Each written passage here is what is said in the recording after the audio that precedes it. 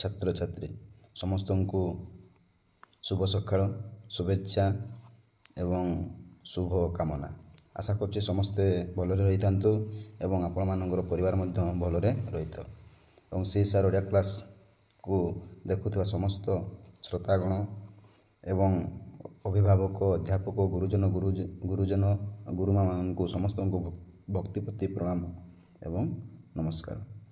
तेणु पिला माने आमे पढुथिलु जो सुरेंद्र महांतींकर गल्प पताका उत्तोलन। तेणु मो समय भाव में कौन करी रे ना भिडियोटी को तुम पाखे उपस्थापन करी आलोचना करी देइथिले। तेणु जदि पिला माने देखि नथिबो तबे तुम कौन कर ना प्रथम भाग जो भिडियोटी मु आलोचना करी सेटा को देखि तुम तापर द्वितीय भिडियोटी को तुम संपूर्ण भाव में देखंतु एवं जहाँ फल तुम कौन कर ना ज्ञान आहरण करिपारिबो। यह हूँ द्वितीय वर्षर कला छात्र मानकर वाणिज्य धंदामूलक। तेणु पिला मानकर यह हूँ ओडिया क्लास। तेणु पिला माने तुमे माने तुम मान सांगसाथी मान निहाती शेयर कर जहाँफल से चिर उपकृत हेबे। तेणु देख पिला माने आमे पढ़ीलु केते पर्यंत ना पढ़ीलु केते पर्यंत देख पिला माने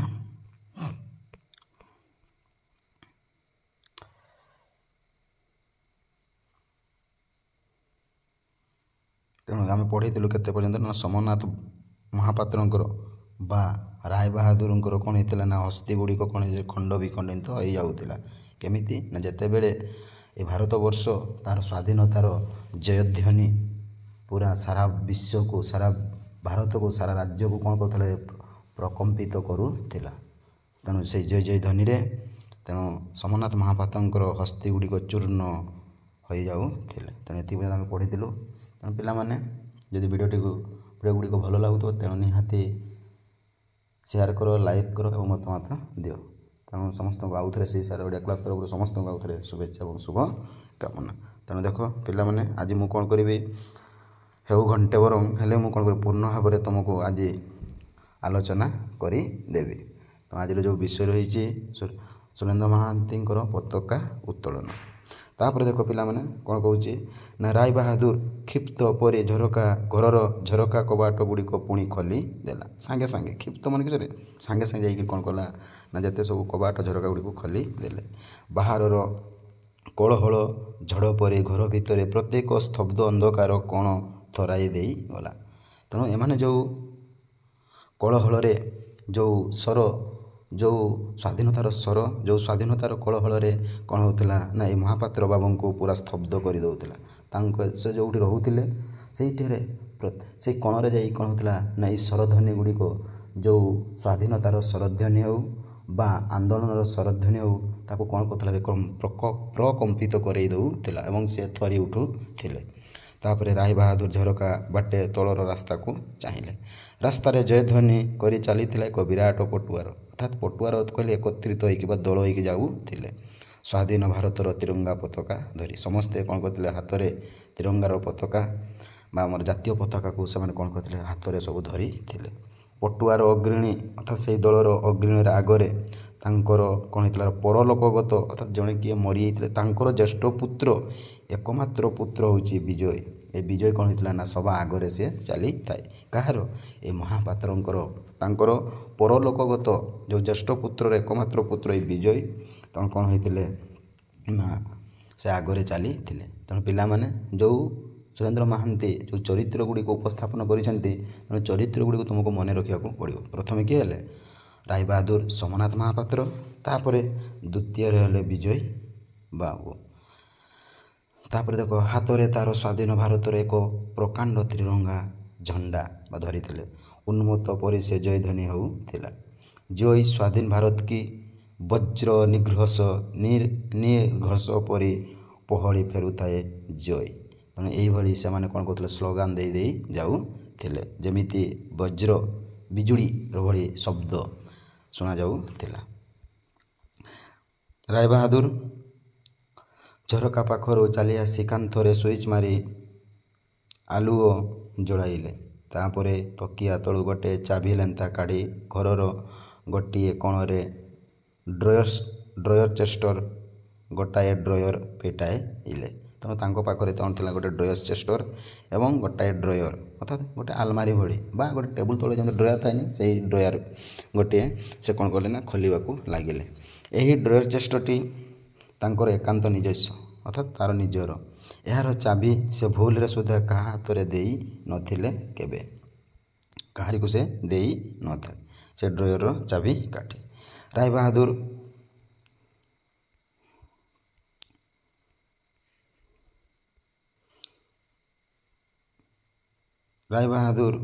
ଡ୍ରୟର ଭିତରୁ କାଢ଼ିଲେ ପରଲୋକଗତ ଅରୁଣର ଖଣ୍ଡେ ବହୁଦିନର ଫଟୋଗ୍ରାଫ।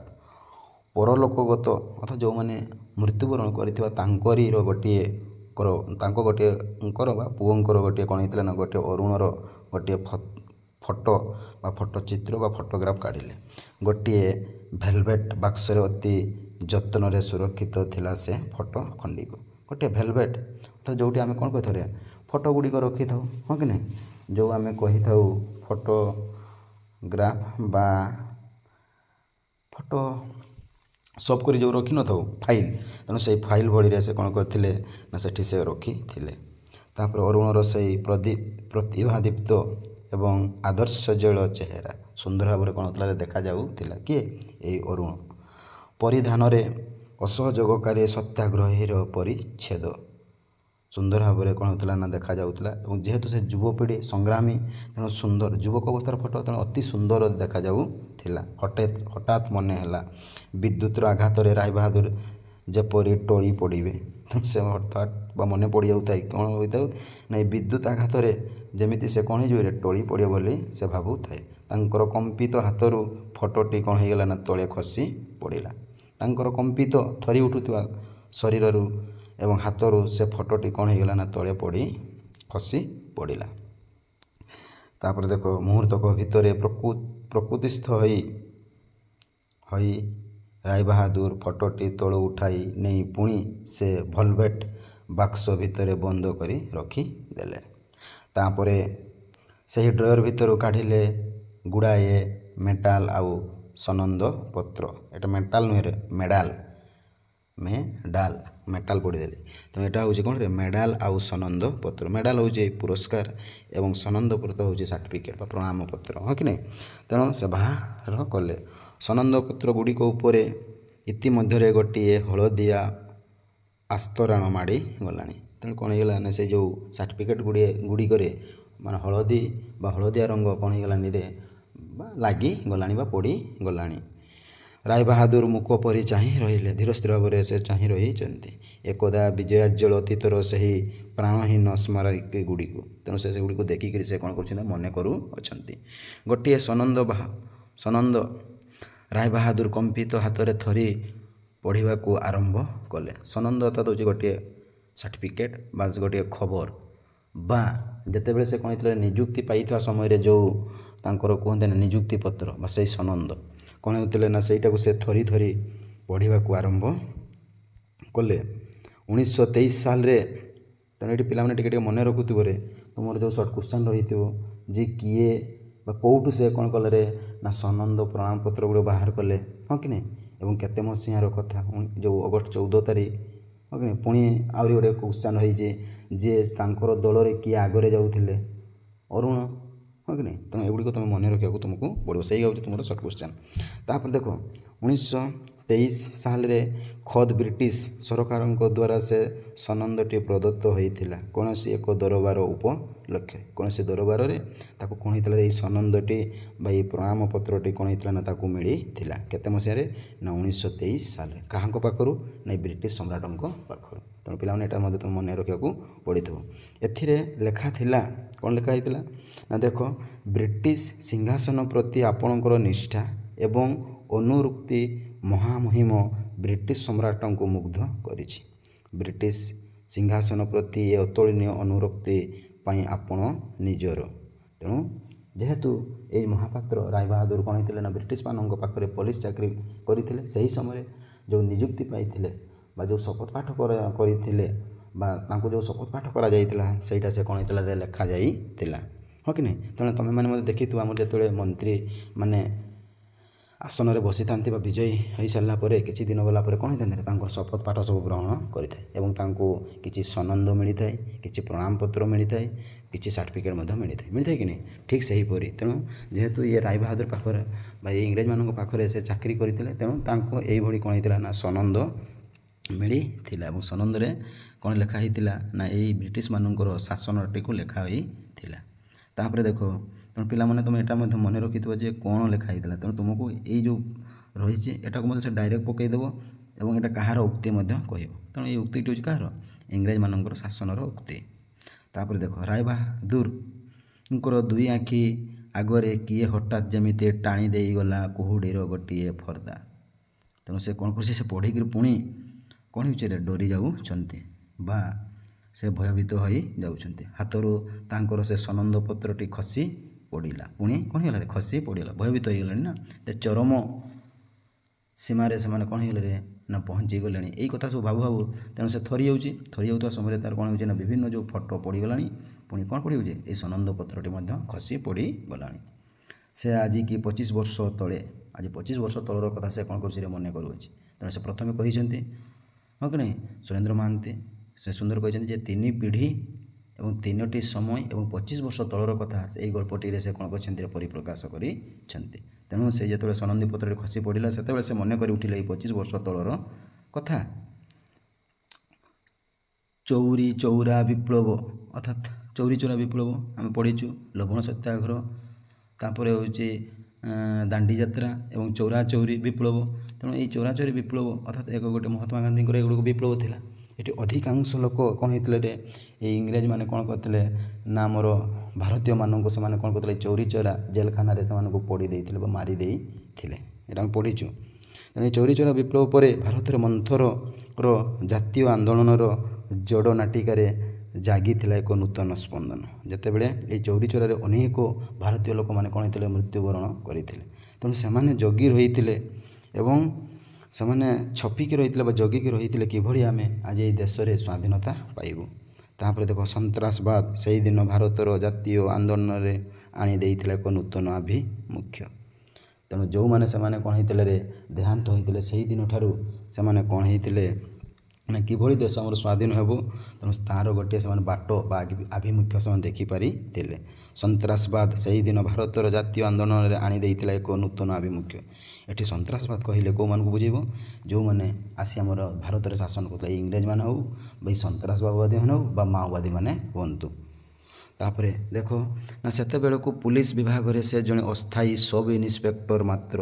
ତେଣୁ ଅସ୍ଥାୟୀ ଭାବରେ କ'ଣ ହେଉଥିଲେ ନା ଚାକିରି କରିଥିଲା କିଏ? ଏଇ ସୋମନାଥ ବାବୁ ବା ସୋମନାଥ ମହାପାତ୍ର। ତାପରେ ଦେଖ ବନ୍ଦେ ମାତରମ୍, ପୁଣି ସେ ଶୁଣିବାକୁ ପାଉଛନ୍ତି ନା ବନ୍ଦେ ମାତରମ୍, ହଁ କି ନାହିଁ, ବନ୍ଦେ ମାତରମ୍ ସୁଜଳାଂ ସୁଫଳାଂ ମଳୟଜ ଶୀତଳାಂ ବନ୍ଦେ। ତେଣୁ ଏଇଭଳି ସେ କ'ଣ ହେଉଛି ନା ସଙ୍ଗୀତଟି ଶୁଣି ସାରିଲା ପରେ ରାୟ ବାହାଦୁର ପୁଣି କ'ଣ ହେଉଛନ୍ତି ଦେଖ ନା ଚମକି ପଡ଼ିଲା। ଅରୁ କଣ୍ଠରେ ଅର୍ଥାତ୍ ଅରୁଣ, ଏଠି ଅରୁ ଅର୍ଥାତ୍ କ'ଣ ଅରୁଣ କଣ୍ଠରେ ଶୁଣାଯାଉଥାଏ କ'ଣ ନା ବନ୍ଦେ ମାତରମ୍। ସଙ୍ଗୀତର ଆବୃତ୍ତି ଠିକ୍ ଏହିପରି ଶୁଭୁଥିଲା। ଯେତେବେଳେ ଅରୁଣ ଯେମିତି ଗାଉଛି ଭଳି ବା ସ୍ୱରରେ ଉଚ୍ଚାରଣ କରୁଛି ଭଳି ସେ କ'ଣ ହେଉଛି ନା ଶୁଣି ପକାଉଛି କିଏ? ଏଇ ରାୟ ବାହାଦୁର। କାହିଁକି ନା ସେଇ ଯେଉଁ 25 ବର୍ଷ ତଳର କଥା ସେ କ'ଣ କରୁଛି ମନେ ପକାଉଅଛି। ତାପରେ ଦେଖ ରାୟ ବାହାଦୁର ଛୁଟି ଗଲେ ଖୋଲା ଝରକା ପାଖକୁ। ଛୁଟି ଗଲେ ଅର୍ଥାତ୍ ତା ପାଖକୁ ଗଲେ କେଉଁଠି ନା ସେଇ ଝରକା ପାଖକୁ ଗଲେ। କ୍ରମେ ବନ୍ଦେ ମାତରମ୍ର ଐକ୍ୟତାନ ଗାନ ଅସ୍ପଷ୍ଟରୁ ଅସ୍ପଷ୍ଟତର ହୋଇ ଆସୁଥିଲା। ସୁନ୍ଦର ଭାବରେ ସ୍ପଷ୍ଟତାର ଭାବରେ କ'ଣ ହେଉଥିଲା ଶୁଣାଯାଉଥିଲା ଏଇ ବନ୍ଦେ ମାତରମ୍ ସ୍ୱରଟି। ଯେଉଁ ସ୍ୱାଧୀନତାର ଯେଉଁ ସଂଗ୍ରାମର ସ୍ୱରଟି ବନ୍ଦେ ମାତରମ୍, ସେଇ ସ୍ୱରଟି କ'ଣ ହେଉଥିଲା ଶୁଣାଯାଉଥିଲା। ତାପରେ ଅରୁଣ ତମେ ଅନ୍ୟାୟ କରୁଛ। ତେଣୁ ଏ ରାୟ ବାହାଦୁର କହୁଛି ତମେ ଅନ୍ୟାୟ କରୁଛ। ବ୍ରିଟିଶ ସରକାରଙ୍କ ବିରୁଦ୍ଧରେ ତୁମର ଏ ଦ୍ରୋହଚାର କେବଳ ଅନ୍ୟାୟ ନୁହେଁ। ତେଣୁ ଏଇଟା ସେ କହୁଛି ମୋତେ କ୍ଷମା କରନ୍ତୁ। ସ୍ୱାଧୀନତା ମନୁଷ୍ୟର ଜନ୍ମଗତ ଦାବି। ଆଜି ମନୁଷ୍ୟ ସ୍ୱାଧୀନତା ପାଇବା ପାଇଁ ତା'ର ହେଉଛି ହକ୍ ବା ଜନ୍ମଗତ ଅଧିକାର, ଭାରତର ପବିତ୍ରତମ ଦାବି। ଏହା ଭାରତବର୍ଷର ଗୋଟିଏ ପବିତ୍ରତମ ଦାବି। ତେଣୁ ସେ ହକ୍ ଆଜି ସେ କ'ଣ ହେବ ନା ଆଜି ତାର ସ୍ୱାଧୀନତା ସେ ଚାହୁଁଛି ଏବଂ ସ୍ୱାଧୀନ ଏଇ ମୁକ୍ତ ଭାବରେ ସେ କ'ଣ କରିବ ଏଇ ଭାରତବର୍ଷରେ ଚଲାବୁଲା କରିବ। ସେ ଆଜି ଇଂରେଜମାନଙ୍କ କବଳରେ ଆଉ ରହିବ ନାହିଁ ବୋଲି ସେ ଭାବୁଅଛି। ତାର ଦରକାର ବର୍ତ୍ତମାନ ସ୍ୱାଧୀନତା। ଆପଣ କ'ଣ ଭାରତୀୟ ନୁହନ୍ତି ବାପା? ଏଇ ସମୟରେ ଦେଖ ତେଣୁ ବାପା କହିଦେଲେ, ହଁ କି ନାହିଁ? ତେବେ ଏଇ ରାୟ ବାହାଦୁର ହେଉଛନ୍ତି ଅରୁଣର କ'ଣରେ ବାପା। ତେଣୁ ଅରୁଣ ହେଉଛି ତା'ର କ'ଣ ପୁଅ। ତେଣୁ ପିଲାମାନେ ମନେ ରଖିଥିବ ଯେ ଅରୁଣଙ୍କ ବାପାଙ୍କର ନାମ କ'ଣ ଲେଖିବ, ହଁ କି ନାହିଁ? ସୋମନାଥ ମହାପାତ୍ର। ନା ବ୍ରିଟିଶ ସରକାର ଗୋଲାମୀ ଆପଣ ଦେହରୁ। ଏଇଠି ସେ କହିଦେଇଛି ଆପଣ ବାପା ନୁହନ୍ତି, ଆପଣ ହୋଇଯାଇଛନ୍ତି ଏଇ ବ୍ରିଟିଶ ସରକାର ଏଇ ଇଂରେଜମାନଙ୍କର ଜଣେ ହୋଇଛନ୍ତି। କ'ଣ ହେଇଯାଇଛନ୍ତି? ଆପଣ ହେଇଛନ୍ତି ଗୋଲାମୀ ହୋଇଯାଇଛନ୍ତି।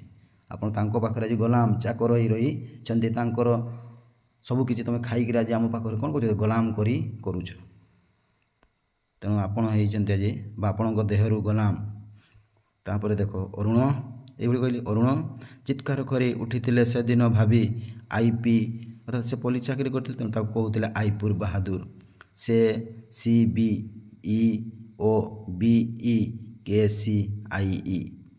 ମୁଁ ଏଇ ଉପାଧିରେ କ'ଣରେ ଭୂଷିତ ହୋଇଛି। ତେଣୁ ଅରୁଣ ଏ ମୋର ଆଦେଶ ତୁମକୁ କ'ଣ ପରେ ମାନିବାକୁ ହେବ। ଅନ୍ୟାୟ ଆଦେଶ ମୁଁ ସ୍ୱୀକାର କରିବି ନାହିଁ କେବେ। ତେଣୁ ତା ପୁଅ ତାକୁ ସାଙ୍ଗେ ସାଙ୍ଗେ କ'ଣ କରିଦେଲା? ମୁଁ ମନା କରିଦେଲା। ରାୟ ବାହାଦୁର କ୍ଷିପ୍ତ ପରି ଚାବୁକରେ ଆଘାତ କଲେ କାହାକୁ? ଅରୁଣକୁ। ତେଣୁ ସାଙ୍ଗେ ସାଙ୍ଗେ ସେ ତା ପାଖରେ ଥିଲା ଚାବୁକ, ସେ ସାଙ୍ଗେ ସାଙ୍ଗେ କ'ଣ କଲେ? ମାରିବାକୁ ଲାଗି ପଡ଼ିଲେ। ତାପରେ ଦେଖ ଅରୁଣ ତଥାପି ଅବିଚଳିତ କଣ୍ଠରେ ଜବାବ ଦେଇଥିଲା। ଅବିଚଳିତ କଣ୍ଠରେ କ'ଣ କରୁଥିଲା? ଜବାବ ଦେଉଥିଲା। ଆପଣ ଅନ୍ୟାୟ କରୁଛନ୍ତି ବାପା, ଆପଣ ଅନ୍ୟାୟ କରୁଛନ୍ତି ବାପା।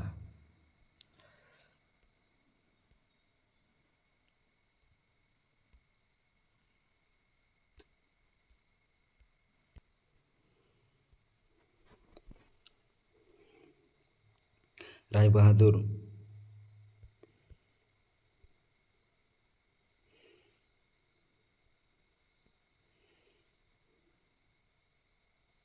ରାୟ ବାହାଦୁରଙ୍କର ସ୍ତ୍ରୀ ହେମାମାଳିନୀ ରନ୍ଧାଘର ଭିତରୁ ଦୌଡ଼ି ବାପା ପୁଅଙ୍କ ମଝିରେ ଠିଆ ହୋଇ ଅନୁଯୋଗର ସ୍ୱରରେ କହିଲେ, ଏ କ'ଣ କରୁଛ ତମେ? ହଁ କି ନାହିଁ? ତେଣୁ ଏ କ'ଣ କରୁଛ ତମେ? ଯେତେବେଳେ ମାନେ ଦୁଇ ଜଣ କ'ଣ ହେଉଛନ୍ତି ବାପା ପୁଅ କଥାବାର୍ତ୍ତା ବା ଜବାବ ଦିଆଦି ହେଉଛନ୍ତି, ସେହି ସମୟରେ ତାଙ୍କର ସ୍ତ୍ରୀ କିଏ? ନା ହେମମାଳିନୀ। ତେଣୁ ପିଲାମାନେ ଏଟା ମଧ୍ୟ ତୁମକୁ ନାଁଟାକୁ ମନେ ରଖିବାକୁ ପଡ଼ିବ। ତେଣୁ ପୁଅ ବାପା ମାଆଙ୍କର ମଧ୍ୟ ନାମ ତୁମେ ଜାଣିଲ। ତେଣୁ ମା ହେଉଛି କିଏ? ନା ହେମମାଳିନୀ। ତାପରେ ସେ କ'ଣ କହୁଛି? ନା କହୁଛନ୍ତି ଏ କ'ଣ କରୁଛ ତମେ? ତାପରେ ଦେଖ ରାୟ ବାହାଦୁର ଚିତ୍କାର କରି ଉଠିଲେ, ଏଠୁ ଯାଅ ତମେ। ବାହାରର କଥା ନେଇ ମୁଣ୍ଡ ଖେଳେଇବାର ତମର କିଛି ଦରକାର ନାହିଁ।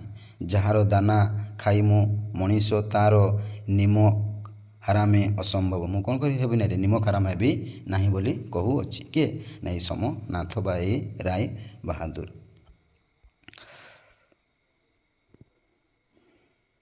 ଅରୁଣ ପଚାରିଲା, କାହାର ଦାନା କାହାର ପାଣି? ପବନରେ ମଣିଷ ହୋଇଛନ୍ତି ଆପଣ। ଭାରତର ଏଇ ଗୋଲାମ, ଭାରତର ସ୍ୱାଧୀନତା ଯାହାର ଦାବି, ଆଜି ତମେ ତାରି ଖାଇକିରି ଆଜି ତମେ କ'ଣ ହେଇଛ ରେ? ଆଜି ତମେ ଚାକିରି କରିଛ ବା ଗୋଲାମ ହେଇଛ ବୋଲି ସେ କହୁଅଛି। ରାୟ ବାହାଦୁର ଆଦେଶ ଦେଇଥିଲେ, ଏଇ ମୁହୂର୍ତ୍ତରେ ଏ ଘରୁ ତମେ ବାହାରି ଯାଅ ଅରୁଣ, ତମେ ଆଜିଠାରୁ ମୋର ତେଜ୍ୟ ପୁତ୍ର। ସାଙ୍ଗେ ସାଙ୍ଗେ କ'ଣ କରିଦେଲେ? ଆଦେଶ ଦେଇଦେଲେ। ତେଣୁ ଇଏ ମଧ୍ୟ କ'ଣ ହେଇଛି? ଅରୁଣ ସେହି ଦିନ ଯାଇଛି, ଆଉ ଭୁଲରେ କେବେ ଫେରିନି ସୁଦ୍ଧା ଆଉ ସେ ଫେରି ନାହିଁ ଘରକୁ। ବାହାରରେ କୋଳାହଳ ମୁହୂର୍ତ୍ତକ ପାଇଁ ବନ୍ଦ ହୋଇଯାଇଥିଲା। କିଛି ସମୟ ପାଇଁ କ'ଣ ହେଇଥିଲା? ବନ୍ଦ ହୋଇଯାଇଥିଲା। ରାତିର ଲକ୍ଷ୍ୟ ଝିଙ୍କାରୀ କଣ୍ଠରେ ସେହି ଏକଟଣା ଝିଁ ଝିଁ ସୁରରେ ରାତିର ନୀରବ ମୁହୂର୍ତ୍ତକ ଗୁଡ଼ିକ ଅନୁରଣିତ ହୋଇ ଉଠୁଥିଲା। କିନ୍ତୁ କିଛି ସମୟ ପାଇଁ କୋଳାହଳର ବନ୍ଦ ହେଇଥିଲା, ହେଲେ ମଧ୍ୟ କ'ଣ ହେଉଥିଲା? ରାତିର ଝିଙ୍କାରୀ ଯେଉଁ ଗୋଟେ ପୋକ, ସେମାନେ ଯେମିତି ଶବ୍ଦ କରିଥାନ୍ତି, ଚିଁ ଚିଁ ଝୁଁ ଝୁଁ ଶବ୍ଦ କରିଥାନ୍ତି, ଠିକ୍ ସେଇଭଳି କ'ଣ କରୁଥିଲା? ନା ଏଇ ରାୟ ବାହାଦୁରକୁ ଶୁଣାଯାଉଥିଲା। ରାୟ ବାହାଦୁର ଉତ୍କର୍ଣ୍ଣ ହୋଇ ଶୁଣୁଥିଲେ। ଅନେକ ରାତିରେ ଏମିତି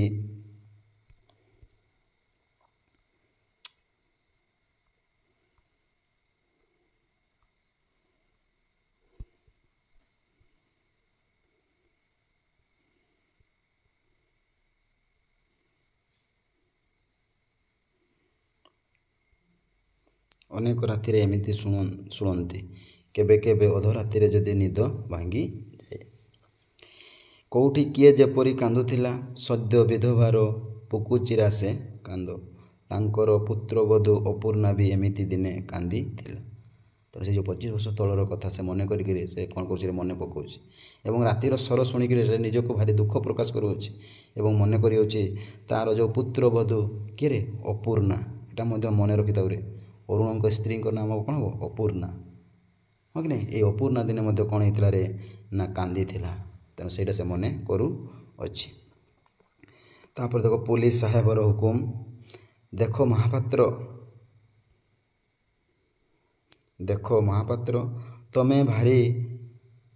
ତମେ ଭାରି ପାରିଲାର ଲୋକ। ତ ତମେ କ'ଣ କରିବ ନା ଭାରି ପାରିଲାର ଲୋକ, ତମେ ପାରିବ, ହଁ କି ନାହିଁ? ତେଣୁ ସମ୍ଭାଳି ପାରିବ ବୋଲି କହୁଛନ୍ତି। ଆଜି ଅନେକ ବଡ଼ ବଡ଼ କଥା ତମେ ଚଳେଇ ନେଇଛ। ଆଜି ଏକ ବିରାଟ ଜନତା ଆସୁଛି ସହରର ଥାନା କଚେରୀ ସବୁ ଆକ୍ରମଣ କରିବା ପାଇଁ। ସେମାନଙ୍କୁ ମୁକାବିଲା କରିବାର ଦାୟିତ୍ୱ ହେଉଛି ତମର। ତେଣୁ ଆଜି ସେହି ଇଂରେଜମାନେ ବା ସେହି ଯେଉଁ ରହିଛନ୍ତି ପୋଲିସମାନେ ଆଜି କ'ଣ କହୁଛନ୍ତି ନା ବା ସେହି ସାହେବମାନେ ଆଜି କ'ଣ କହୁଛନ୍ତି ନା ମହାପାତ୍ରଙ୍କୁ ଆଜି ଦାୟିତ୍ୱ ଦେଇଛନ୍ତି। ତାପରେ ଦେଖ ରାୟ ବାହାଦୁର ନାଟକୀୟ ଭଙ୍ଗୀରେ କୁର୍ନିଶ ଜଣାଇଲେ, ଆଜ୍ଞା କୁର୍ନିଶ ଜଣାଇଥିଲେ, ଅର୍ଥାତ୍ ହଁ ମୁଁ ପାରିବି ବୋଲି କହିଥିଲେ। ପୋଲିସ ଥାନା ଆଗରେ ବିରାଟ ଜନତା, ସମସ୍ତେ ନିରସ୍ତ୍ର, ଅର୍ଥାତ୍ ହେଉଛି ଅସ୍ତ୍ର ନାହିଁ। ତେଣୁ ସମସ୍ତେ କ'ଣ ହେଇଥିଲେ, ଏକାଠି ହୋଇ ରହିଥିଲେ ବିନା ଅସ୍ତ୍ରରେ। ସାମ୍ନାରେ ସେମାନଙ୍କର ସଶସ୍ତ୍ର ପୋଲିସ ବାହିନୀ ମାନେ କ'ଣ କରୁଥିଲେ, ବିଭିନ୍ନ ଅସ୍ତ୍ର ଧରିକି ରହିଥିଲେ। ବନ୍ଧୁକର ବୟାନେଟ୍ରେ ଖରା ପଡ଼ି ଚକ୍ ଚକ୍ କରୁଛି। ବନ୍ଧୁକର କ'ଣ ଲେଖିଛି ରେ, ବୟାନେଟ୍ରେ ଯେଉଁ ଗୁଳି ବା ବନ୍ଧୁକ ଯେଉଁ ଗୁଳିରେ ବା ବନ୍ଧୁକ ଗୁଡ଼ିକ କ'ଣ ହେଉଥିଲା ନା ଖରା ପଡ଼ିଥିଲା ବେଳେ ସେଗୁଡ଼ିକ କ'ଣ ହେଉଛି, ଚକ୍ ଚକ୍ କରୁଅଛି। ରାୟ ବାହାଦୁର କ୍ଷିପ୍ତ ପରେ ଚିତ୍କାର କରୁଥିଲେ, ସେ ପାଟି କରୁଥିଲେ, କ୍ଷିପ୍ତ ଜୋର ପାଟି କରୁଥିଲେ, ହଟ ସାଲେ ଲକ୍, ଏଇଭଳି ସେ ହଟ ସାଲେ ଲକ୍ ବୋଲି ସେ କ'ଣ କହୁଥିଲେ, ଚିତ୍କାର କରି କହୁଥିଲେ। ଜନତା କୁହାଟୁ ଥିଲା ବନ୍ଦେ ମାତରମ୍, କିନ୍ତୁ ଲୋକମାନେ କ'ଣ କରୁଥିଲେ, ଚିତ୍କାର କରୁଥିଲେ, ସ୍ଲୋଗାନ ମାରୁଥିଲେ ବା ପାଟି କରୁଥିଲେ ବନ୍ଦେ ମାତରମ୍। ଲାଠିଚାର୍ଜର ହୁକୁମ ଆସିଲା, ତଥାପି ଜନତା ପୃଷ୍ଠଭଙ୍ଗ ଦିଏ ନା। ତଥାପି ସେମାନେ କ'ଣ ହେଉଥିଲେ, ହଲଚଲ ହେଉନଥିଲେ। ବିଶୃଙ୍ଖଳା ଜନତା ଭିତରୁ ହଠାତ୍ ଅରୁଣ କୁଆଡ଼ୁ ଆସି ଚିତ୍କାର କରି ଉଠିଲା, ଏ ଲାଠି ମାଡ଼ ଅନ୍ୟାୟ, କିନ୍ତୁ ଆତ୍ମରକ୍ଷା ଅନ୍ୟାୟ ନୁହେଁ, ବନ୍ଦେ ମାତରମ୍। ତେଣୁ ଏଇ ଉକ୍ତିରେ ମଧ୍ୟ ତୁମକୁ ମନେ ରଖିବାକୁ ପଡ଼ିବ ପିଲାମାନେ, ଯେ ଅରୁଣ କ'ଣ କହିଥିଲେ ନା ଏ ଲାଠି ମାଡ଼ ଅନ୍ୟାୟ କିନ୍ତୁ ଆତ୍ମରକ୍ଷା ଅନ୍ୟାୟ ନୁହେଁ, ବନ୍ଦେ ମାତରମ୍। ତେଣୁ କହି ଉଠିଲେ। ତାହାପରେ ଦେଖ ଝଞ୍ଜାକ୍ରାନ୍ତ ସମୁଦ୍ର ପରି ମୁହୂର୍ତ୍ତକ ଭିତରେ ଜନତା ଭୀଷଣ ଓ ଭୟଙ୍କର ହୋଇ ଉଠିଲା। ଝଞ୍ଜାକ୍ରାନ୍ତ ସାଙ୍ଗେ ସାଙ୍ଗେ ଯେମିତି ଗୋଟିଏ ବାତ୍ୟା ଆସିଥାଏ, ଝଞ୍ଜା ଆସିଥାଏ, ପବନ ଆସିଥାଏ, ଠିକ୍ ସେହିପରି କିଛି ସମୟ ଭିତରେ କ'ଣ ହେଇଗଲେ, କ'ଣ ଭୀଷଣ ହୋଇ ଉଠିଲା। ଜନତା ରାଗିକରି ଉଠିଲେ। ସୋମନାଥ ହାତରୁ ପିସ୍ତଲ ଉପରକୁ ଉଠାଇଲେ। ପିତା ପୁତ୍ରର ଶେଷ ସାକ୍ଷାତ ବହୁଦିନ ପରେ। ଯେଉଁ ସେ ତାଙ୍କୁ ଯେଉଁ ଘରୁ ତଡ଼ି ଦେଇଥିଲେ, ତେଜ ପୁତ୍ର କରିଦେଇଥିଲେ, କିନ୍ତୁ ସେଇଠି କ'ଣ ହେଇଛି ଦେଖାଯାଇଛି ଯେ ଏମାନେ ବହୁତ ଦିନ ପରେ କ'ଣ ହେଇଛି ଦେଖା ସାକ୍ଷାତ ହୋଇଛନ୍ତି। ଏପଟେ ପୁଣି ସୋମନାଥଙ୍କର କ'ଣ ହେଇଛି ରେ, ପିସ୍ତଲ ଉପରକୁ ଉଠି ଅଛି, ହଁ କି ନାହିଁ? ତାପରେ ଦେଖ ଲେଖକ ପୁଣି କ'ଣ କହୁଛନ୍ତି ନା ଅରୁଣ ଅବିଚଳିତ କଣ୍ଠରେ ନିର୍ଦ୍ଦେଶ ଦେଲା, ଜୟ ନା ଭୟ ନାହିଁ ଭାଇମାନେ। ଶ୍ରୀରାମଚନ୍ଦ୍ର କମଳ ନୟନରେ ନୀଳୋତ୍ପଳରେ ଦେବୀ ଆରାଧନା କରିଥିଲେ ଆମର। ଶ୍ରୀରାମଚନ୍ଦ୍ର ଯେଉଁ କ'ଣ କରୁଥିଲେ, ଯେଉଁ କମଳ ନୟନରେ ନରମ ନୟନରେ ନୀଳୋତ୍ପଳା ନଦୀରେ ସେ ନୀଳୋତ୍ମା ଦେବୀକୁ ସେ କ'ଣ କରିଥିଲେ, ଗୁହାରି କରିଥିଲେ ବା ପ୍ରାର୍ଥନା କରିଥିଲେ ଆମର ପାଇଁ ବା ଆମମାନଙ୍କ ପାଇଁ। ଠିକ୍ ସେହିପରି ଆମେମାନେ ମଧ୍ୟ ଆଜି ଭାରତବର୍ଷ ପାଇଁ କ'ଣ କରିବା, ପ୍ରାର୍ଥନା କରିବା। ଆଜି ସ୍ୱାଧୀନତା ପାଇବା ପାଇଁ ଆମେ କ'ଣ କରିବା, ଚେଷ୍ଟା କରିବା ଏବଂ ଲଢ଼ିବା ମଧ୍ୟ। ଜନତାର କୁହାଟାରେ ଶତସିଂହ ଯେପରି ଗର୍ଜନ କରି ଉଠିଲା। କେତେଜଣ ଏହା ଭିତରେ ସେହି ଫ୍ଲାଗ ଷ୍ଟାଫ୍ ଭାଙ୍ଗି ତା ଉପରେ ଉଡ଼ୁଥିବା ୟୁନିୟନ୍ ଜାକ୍ ଚିରି ଦେଇ ସାରିଥିଲେ। ତେଣୁ ତାଙ୍କର ଯେଉଁ ପତାକା ଯେଉଁ ଉଡ଼ିଥିବା ଷ୍ଟାଣ୍ଡକୁ ସେମାନେ ଭାଙ୍ଗି ଦେଇଥିଲେ।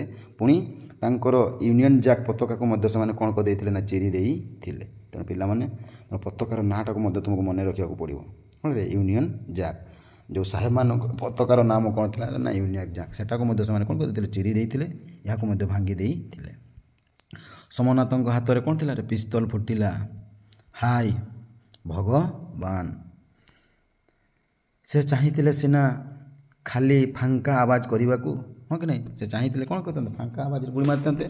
କିନ୍ତୁ ଅରୁଣର ରକ୍ତାକ୍ତ ଶବ ତଳେ ଖସି ପଡ଼ିଲା। ସେ କାହାକୁ ମାରି ଦେଇଥିଲେ?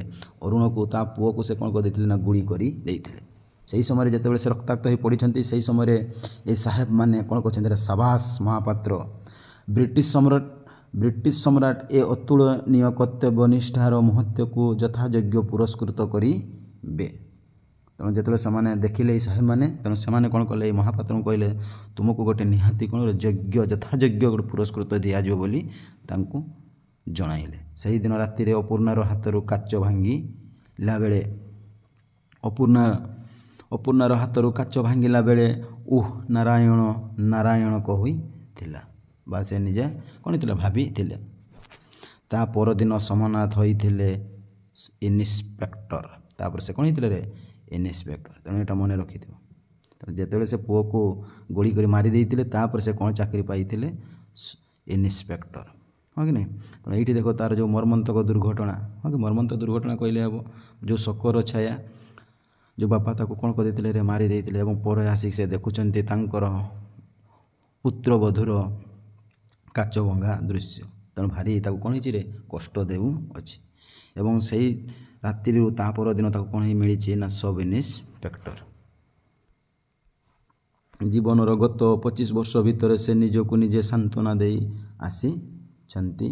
ଏ ପୁତ୍ର ହତ୍ୟା କର୍ତ୍ତବ୍ୟ ସାଧନ, ତାର କର୍ତ୍ତବ୍ୟ ସାଧନ ପାଇଁ କ'ଣ କରିଥିଲେ? ପୁତ୍ର ହତ୍ୟା କରିଥିଲେ। ଏହା ନିର୍ମମ ହୋଇପାରେ। ଯାହାର ଦୟାମାୟା ନାହିଁ ତାକୁ କ'ଣ କୁହାଯାଏ? ନିର୍ମମ ବା ନିର୍ମାୟା।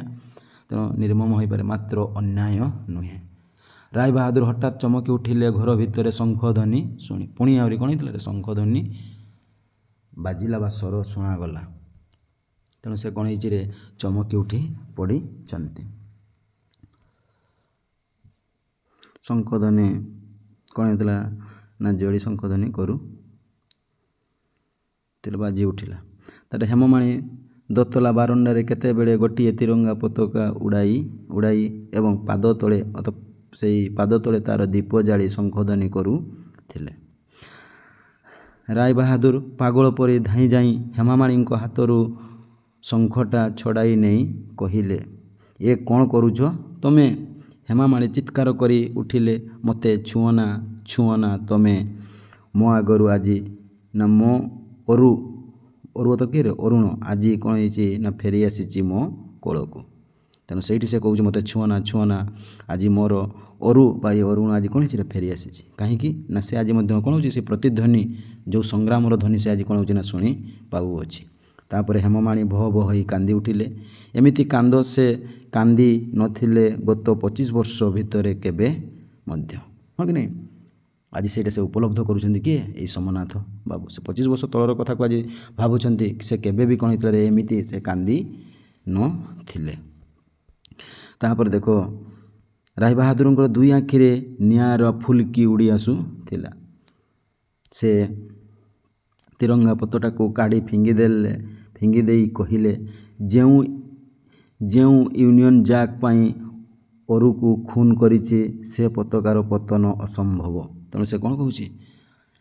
ଯେଉଁ ୟୁନିୟନ୍ ଜ୍ୟାକ୍ ପାଇଁ ଆଜି ଯେଉଁ ସାହେବମାନଙ୍କ ପାଇଁ ବା ଆଜି ଯେଉଁ ଇଂରେଜମାନଙ୍କ ପାଇଁ ବା ଏଇ ୟୁନିୟନ୍ ଜ୍ୟାକ୍ ପତାକା ପାଇଁ ଆଜି ମୁଁ ଅରୁଣକୁ କ'ଣ କରିଥିଲେ? ଖୁନ କରିଥିଲା, ମାରି ଦେଇଥିଲେ।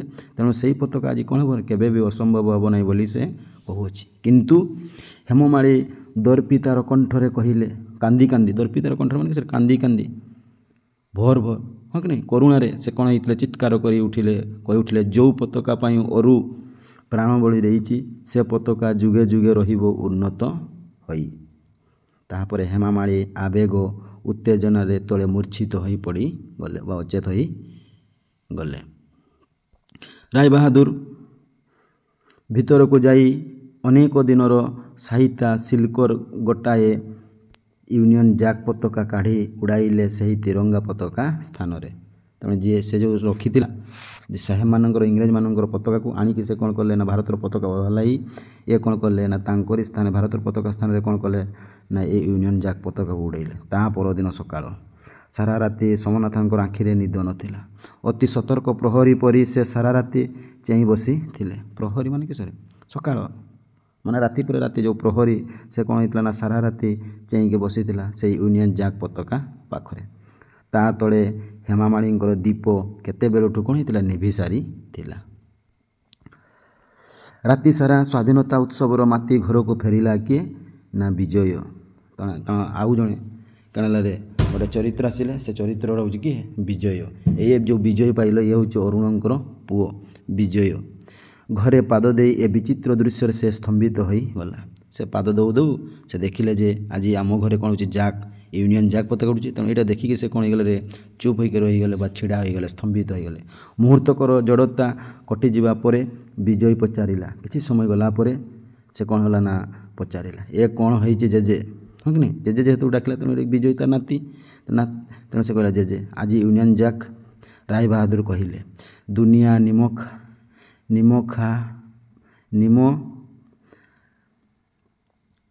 ନିମଖାରାମ ହୋଇପାରେ ବିଜୁ କିନ୍ତୁ ମୁଁ ନୁହେଁ। କ'ଣ ହେଇଛି ରେ ବିଜୟରୁ କ'ଣ ଡାକୁଛି ତାକୁ ବିଜୁ ବୋଲି କହୁଛି। ମୁଁ କିନ୍ତୁ କ'ଣ ହେଇପାରିବି ନିମଖାରାମ ହୋଇପାରିବି ନାହିଁ। ନିମଖାରାମ ମାନେ କ'ଣ ଯାହାର ତୁମେ ଯାହା ପାଖରେ ଖାଉଥିବ ତାକୁ କ'ଣ କୁହାଯିବେ ମହକାରାମ ବା ନିମଖାରାମ। ତେଣୁ ତାଙ୍କର ସେ କ'ଣ କରିବ ନାହିଁ ନିମଖାରାମ ହୋଇପାରିବ ନାହିଁ ବୋଲି କହୁଅଛି। ବିଜୁ ଦୃଢ଼ କଣ୍ଠରେ ପ୍ରତିବାଦ କଲେ ଏ ପତାକା ଏଠି ଉଡ଼ିପାରିବ ନାହିଁ ଜେଜେ। ତେଣୁ ତାକୁ କ'ଣ କଲେ ଜବାବ ଦେଲେ ଯେ କହିଲେ ଏଠି ଏ ପତାକା ଉଡ଼ିପାରିବ ନାହିଁ। ପୁଣି ରାୟ ବାହାଦୁର କହିଲେ ଅଲବତ ଉଡ଼ିବ ଚିରଦିନ ଉଡ଼ିବ ମୁଁ ବଞ୍ଚିଥିବା ଯାଏଁ ଉଡ଼ିବ ଏ ଘର ମୋର। ତେଣୁ ସେ କହୁଛି ତେଣୁ ଦୁହିଁଙ୍କ ମଧ୍ୟରେ କ'ଣ ହେଲା ଯୁକ୍ତିତର୍କ ବର୍ତ୍ତମାନ କ'ଣ ହେଲେ ନା ଲାଗି ପଡ଼ିଲେ। ସେ କହୁଛି କ'ଣ ନା ଅଲବତ ଉଡ଼ିବ ଚିରଦିନ ଉଡ଼ିବ ମୁଁ ବଞ୍ଚି ରହିଥିବା ଯାଏଁ ଉଡ଼ିବ ଏ ଘର ମୋର। ବିଜୟ ପତାକାଟାକୁ ଝାମ୍ପି ଉଠାଇ ନେଇ କହିଲା ବିଜୟ କ'ଣ କଲା ନା ସେ ପତାକାକୁ କ'ଣ କଲା ଧରିକି ବା ଝାମ୍ପି ନେଇକିରି ତା ଦୌଡ଼ି ଯାଇକି ତାକୁ କ'ଣ ହେଲା ନା ଝାମ୍ପି ନେଇକି ପଳେଇ ଆସିଲା। ଏ ଦେଶ ଆମର ବ୍ରିଟିଶର ଗୋଲାମ ପାଇଁ ସ୍ଥାନ ନାହିଁ ଏଠି ବ୍ରିଟିଶ କହିଲେ ସେ ଇଂରେଜମାନଙ୍କର ଏଠି ସ୍ଥାନ ନାହିଁ ବୋଲି ସେ କହୁଛି। ସୋମନାଥ ବିଜୟ ହାତରୁ ସେ ୟୁନିୟନ୍ ଜ୍ୟାକ୍କୁ ଛଡ଼ାଇବାକୁ ଲାଗିଲେ। ଅତି ଅସ୍ୱାଭାବିକ ଭାବରେ ସେ କିପରି ହୋଇ ଉଠିଥିଲେ ହିଂସ୍ର ଓ ଉତ୍କ୍ଷିପ୍ତ। ସେ କ'ଣ ହେଇଥିଲେ ରେ ସେଇ ପତାକା ପାଇଁ ସେ କ'ଣ ହେଇଥିଲେ ନା ହିଂସ୍ର ହୋଇ ଉଠିଥିଲେ। କ'ଣ ହେଉଛି ନା ହିଂସ୍ର ହୋଇ ଉଠୁଥିଲେ ପୁଣି ଉତ୍କ୍ଷିପ୍ତ ଅତି ରାଗରେ ସେ କ'ଣ ହେଇଥିଲେ ରେ ଉଠିଥିଲେ। ବିଜୟ ଦୁଇ ହାତରେ ଠେଲିଦେଲା ତାକୁ। ଯେତେବେଳେ ସେ ପତାକା ଚଢ଼ିଥିଲେ କ'ଣ କରିଥିଲା ଦୁଇ ହାତରେ ତାକୁ କ'ଣ ଠେଲିଦେଲା। ସୋମନାଥ ସିଡ଼ିର ଗଡ଼ି ଗଡ଼ି ପଡ଼ିଲେ ଯାଇ ତଳ ମହଲାର ଚଟାଣରେ।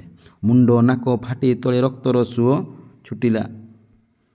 ତାପରେ ରକ୍ତର ସୁଅ ଛୁଟିଲା। ବିଜୟ ତାଙ୍କ ଉପରେ ଝୁଙ୍କି ପଡ଼ି ଅପରାଧୀ କଣ୍ଠରେ ଡାକିଲା ଜେଜେ ଜେଜେ। ସୋମନାଥ କ୍ଷୀଣ କଣ୍ଠରେ କହିଲେ ସାଙ୍ଗେ ସେ କହୁଛନ୍ତି ତୋତେ ଆଶୀର୍ବାଦ କରୁଛି ବିଜୁ ମୁଁ ଅନ୍ତତଃ ଶାନ୍ତିରେ ମରିପାରିବି ଏଥର କ'ଣ ହେଇଯିବ ଏଥର ମୁଁ ଶାନ୍ତିରେ ମରିପାରିବି ବୋଲି ସେ କହୁଅଛି।